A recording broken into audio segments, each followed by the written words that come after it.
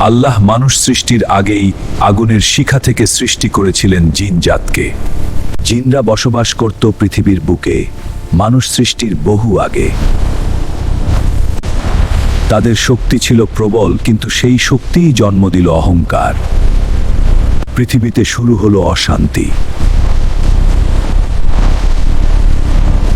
ফেরেশতারা এই অশান্তি প্রত্যক্ষ করেছিলেন এবং তা স্মরণে রেখেছিলেন। জিনদের অবাধ্যতার কারণে আল্লাহ ফেরেশতাদের হুকুম দিলেন, পৃথিবীকে অশান্তি থেকে মুক্ত করো। ফেরেশতারা দুনিয়ায় নেমে অবাধ্য জিনদের ধ্বংস করতে লাগলেন। যারা বেঁচে গেল তারা পালিয়ে আশ্রয় নিল পাহাড় আর নির্জন স্থানে। এই ধ্বংসের মাঝেই ছিল এক জিনের শিশু, তার নাম ইবলিস। ফেরেশতারা শিশুটিকে ধ্বংস না করে আসমানে নিয়ে গেলেন। আগুন নিয়ন্ত্রিত নূরের পরিবেশে বড় হচ্ছে। আসমানে বড় হয়ে ইবলিস শিখল ইবাদত আর আল্লাহর সন্তুষ্টি অর্জন করল। কিন্তু ভবিষ্যতে এই ইবাদতই একদিন বড় পরীক্ষার কারণ হবে। হে নূরের ফেরেশতাগণ, ইবাদত ছাড়া কোনো মর্যাদা নেই।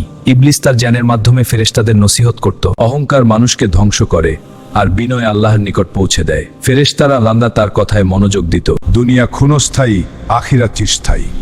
সে এমনভাবে কথা বলতো যেন তাকওয়া তার হৃদয়ে গাঁথা। কিন্তু এই তাকওয়ার আড়ালেই তার অন্তরে লুকিয়ে ছিল এক অদ্ভুত অহংকার। আল্লাহ ঘোষণা দিলেন, যাও পৃথিবী থেকে মাটি সংগ্রহ করে নিয়ে এসো, আমি আদমকে সৃষ্টি করব। ফেরেশতারা নেমে এলেন পৃথিবীর বুকে মাটির খোঁজে। হে আমাদের রব, আপনি কি এমন সৃষ্টিকে সৃষ্টি করবেন যারা পৃথিবীতে অশান্তি সৃষ্টি করবে এবং রক্তপাত করবে? আমি যা জানি তোমরা তা জানো না। আমি এমন এক সৃষ্টি করব যার ভেতরে থাকবে জ্ঞান, সেই করো।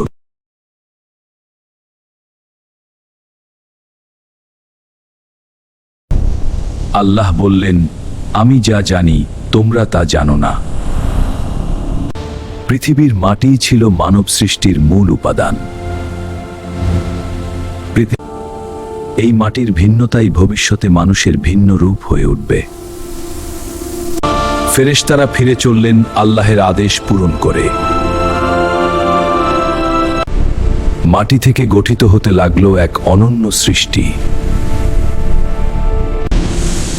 এই সৃষ্টি হবে খলিফা, যার মাধ্যমে প্রকাশ পাবে আল্লাহর হিকমত।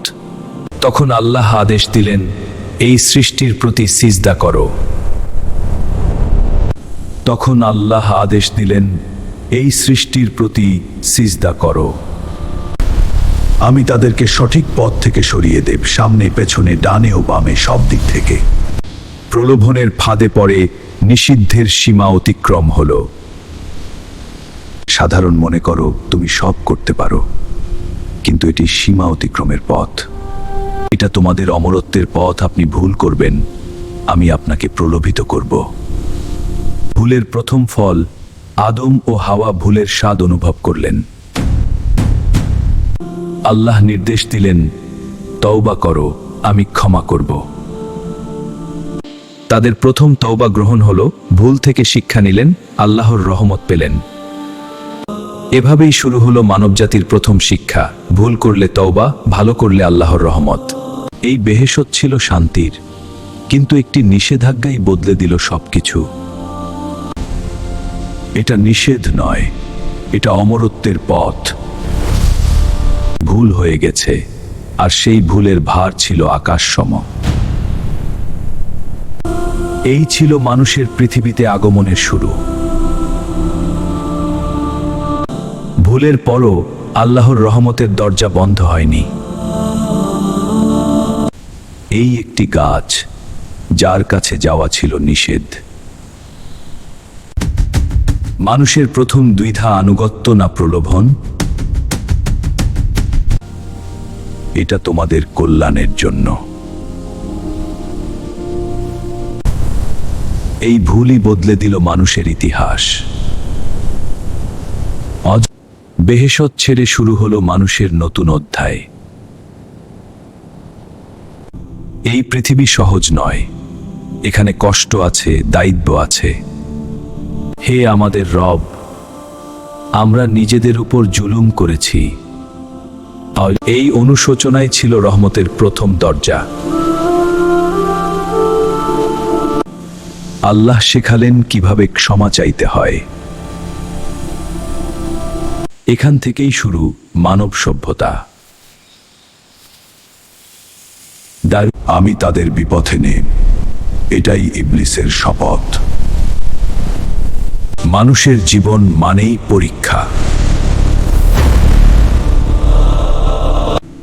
আল্লাহ ক্ষমাশীল, পরম দয়ালু। এই গল্প শুধু আদমের নয়, আমাদের সবার। ভুল থেকে শিক্ষা, তওবা থেকে মুক্তি।